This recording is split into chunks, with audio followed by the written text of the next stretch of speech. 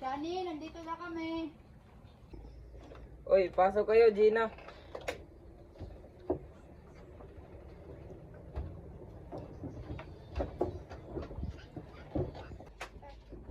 Oy, Lizel! Nandito ka pala! May chika ako sa iyo! Ihi muna ako. Sige. Sige, ate. Buti nakapunta kayo dito, Lizel. Oo nga. Uy! Andito pala kayo. Ay, oo, tita. Asan pala ang mama niyo? Doon po. Wala pa yata sila ng papa. Ganun ba? Bakit nga po pala, tita?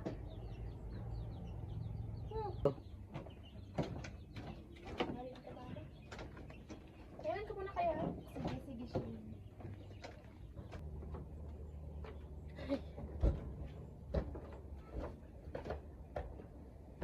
Ma, okay ka lang? Bakit parang galit ka kay Cecil? Wala, anak.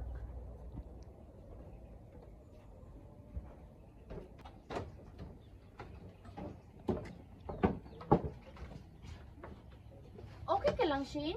Bakit parang galit ka? Wala. O nga pala, listen. May naalala ako. Totoo ba yung sinabi ni Shane na may sinabi ka tungkol sa akin? Ha? Eh, bihira nga lang ako nakikipag-usap doon, Shane. Talaga ba? Oo, Shane.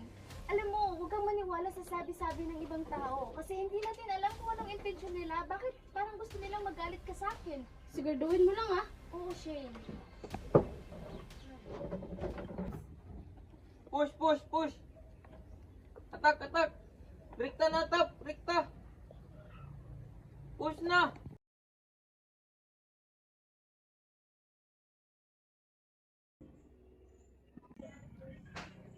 O mga anak, saan kayo galing? Doon po, kina Tita Iyang, ma. Ganun ba? Ma, may itanong nga pala ako. Ano yun, anak?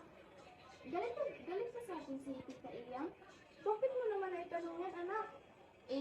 Kasi kanina nga parang galit siya nakikipag-usap sa amin ni ate.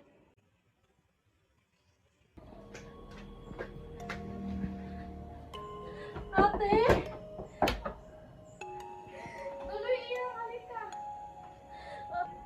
Ate, pwede bang makahiram ng pera? Naku, pasensya ka na talaga, Iyang. Nagamit ko na sa pambayad ng tuition ni Renren. Sige na, ate.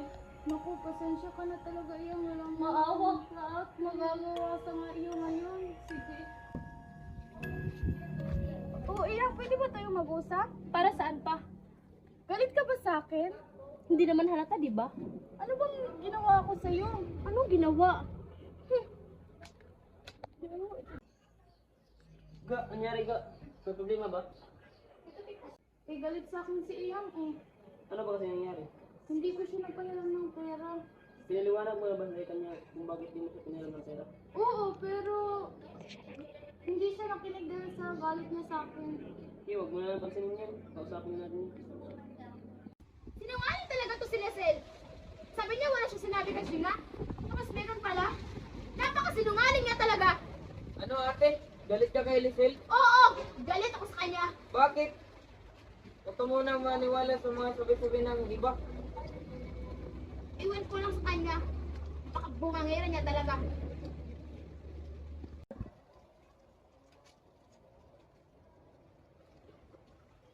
Alam mo ate, huwag ka muna maniwala sa sabi-sabi ng iba. Bakit? Dahil hindi naman lahat ang sinasabi ng iba ay totoo. Siguraduhin mo muna ate kung totoo talaga ang mga sinasabi ng iba dyan. Salamat, Chan. Galit ka ba kay tita? Ano? Sabi ko, galit ka ba kay tita? Oo, galit na galit ako sa tita mo. Bakit, ma? Kasi nung araw, pumunta ako sa kanila. Nanghiram ako ng pera, pero hindi ako pinahiram. Bakit daw? Pinagbayad na sa tuition ni Red eh. Yun pala eh. Kaya hindi kanya pinahiram. Kasi, yun, pinambayad sa tuition. Bakit ka nagagalit? Importante kasi yun. Paano mas importante din yung pinagbabayad sa tuition? Kayo nga lang yung magtutulong-tulungan, magagalit ka pa. Mas inuna pa mo yung galit mo. Ilang yan, ma? Tama naman si ate. Kaya siguro mas okay na mag-sorry ka dun sa kapatid mo. Kasi kayo na nga lang yung magtutulungan eh. Tapos, inuunan niyo pa yung mga galit-galitan niyo dyan. Ako nga kanina na-realize ko na mali pala yung pinagdududahan ko si Lesel. Kaya gusto ko rin siyang puntahan. Gusto mo, sabay tayo, ma. Sige, anak.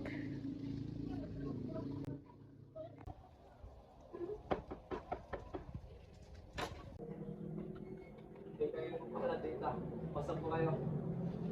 Mahal, dalito po sa tita.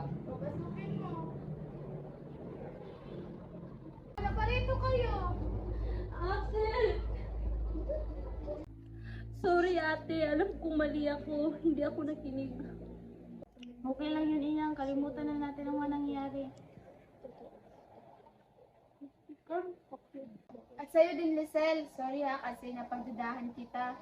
Okay lang yun. Kaya sa susunod, bago ako magagalit sa ibang tao or sa'yo, siguraduhin ko munang tama ito. Oo. Tsaka, maliit lang yung nabagay.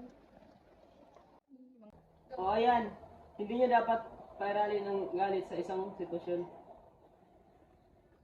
Oo, dito na kayo maghapunan mamaya. Sige, ate. Sa buhay ng tao, sa bawat sitwasyon, minsan kapag nahihirapan tayo, nakakagawa tayo agad ng desisyong hindi naman karapat-dapat.